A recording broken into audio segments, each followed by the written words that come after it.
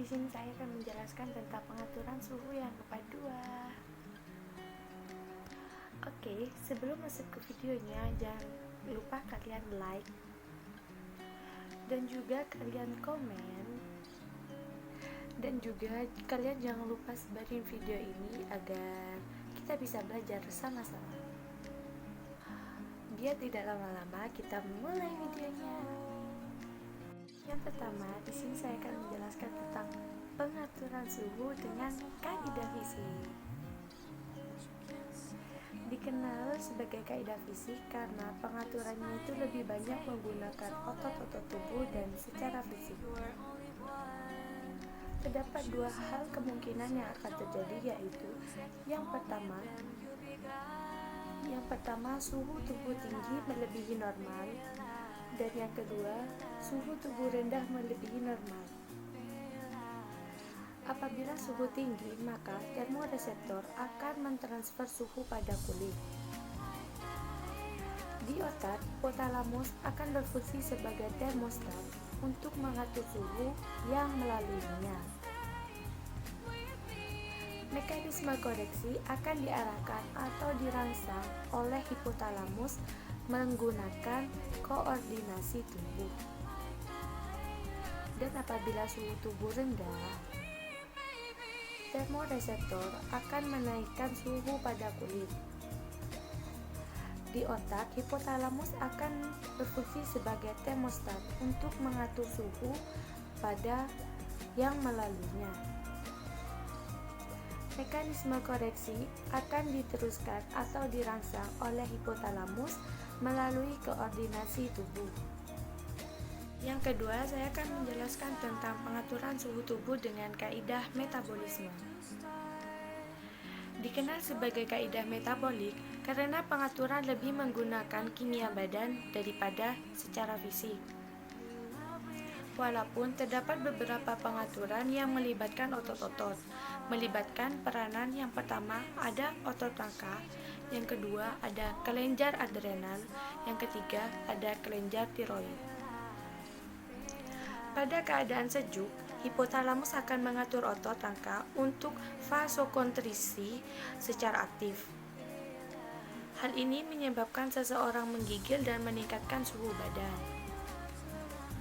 Pada saat yang sama, kelenjar adrenal akan mensekresikan hormon adrenalin dan non-adrenalin.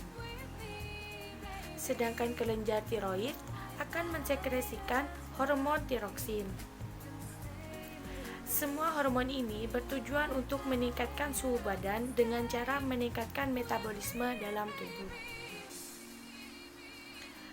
Pada saat keadaan panas, aktivitas otot rangka akan berkurang. Begitu juga dengan sekresi hormon-hormon kelenjar adrenalin dan kelenjar tiroid akan juga berkurang. Yang ketiga saya akan menjelaskan tentang suhu tubuh normal berdasarkan usia. Yang pertama, pada bayi dan anak-anak. Pada bayi dan anak-anak, suhu tubuh mereka berkisar 36,6 derajat Celcius dengan 37,2 derajat Celcius. Dan kedua, pada orang dewasa. Suhu tubuh dewasa normal berkisar 36,5 derajat sampai 37,5 derajat Celcius. Dan yang ketiga, dewasa di atas usia 65 tahun atau lansia. Yang keempat saya akan menjelaskan tentang suhu tubuh normal berdasarkan bagian tubuh manusia. Yang pertama, pada dahi. Pada dahi itu sekitar 33,5 derajat Celcius. Yang kedua, pada leher. Pada leher 34, derajat Celcius. Selanjutnya pada dada yaitu 33,4 derajat Celcius. Pada area skapula yaitu 33,3 derajat Celcius. Pada area bicep ini biasanya 33,3 derajat Celcius.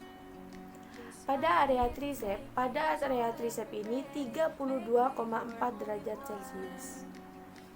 Pada perut biasanya 31,1 derajat Celcius. Pada bokong 32,5 derajat Celcius. Pada betis 32,2 derajat Celcius. Pergelangan kaki 30,0 derajat Celcius. Pada punggung kaki 29,9 derajat Celcius, dan pada ujung jari kaki 24,4